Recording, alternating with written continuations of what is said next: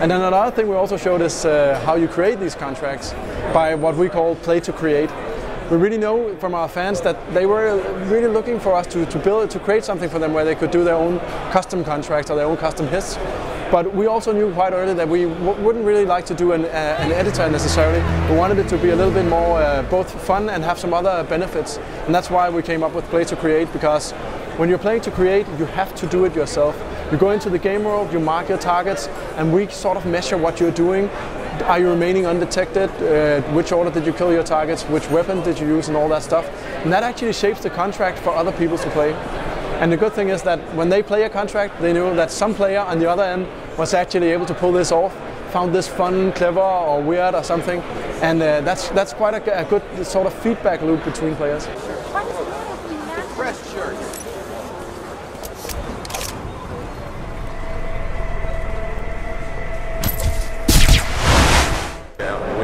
So contracts mode really revolves around three simple principles. You have to kill your targets, then you have to escape, and then you'll get paid, basically.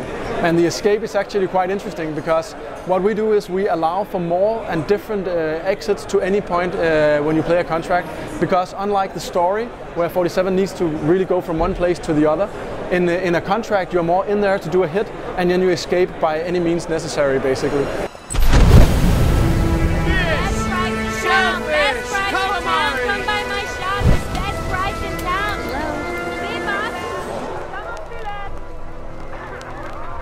And that means that when you are tailoring the contract, when you are playing it and shaping it, you can choose either to go for an exit that's close to you, but that in turn means that the players who are playing the contract, they will also have an easy time escaping.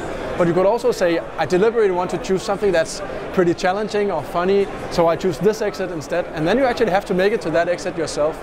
And by getting to it, that's how you prove that that's the exit, that's the contract exit.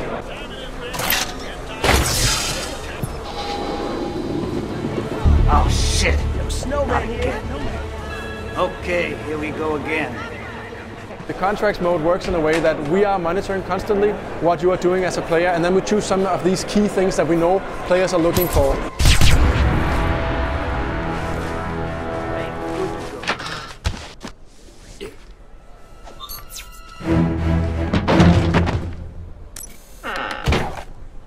Were you unseen?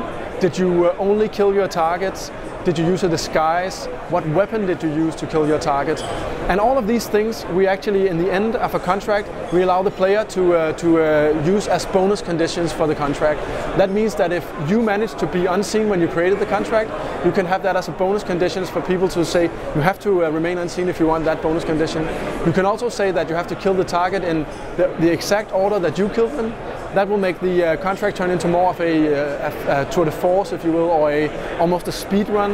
Or you can say, no, that's not a requirement for my contract. You can say that you can kill any target with any weapon at any point. And that actually makes it a challenge to figure out, I have 3 targets and this exit, what's the optimal approach? Who do I touch first? And the way a contract works is that the first time a mark is hit, the first kill, that actually starts the clock. So you have this period where you can, this grace period where you can walk around, you can try to figure out what to do, but the first kill starts the clock, and now you're on a timer, and then that's where it gets really exciting, right? Because now you're actually measured, you have to do the kills, and you have to get out, and the time will actually give you a bonus as well.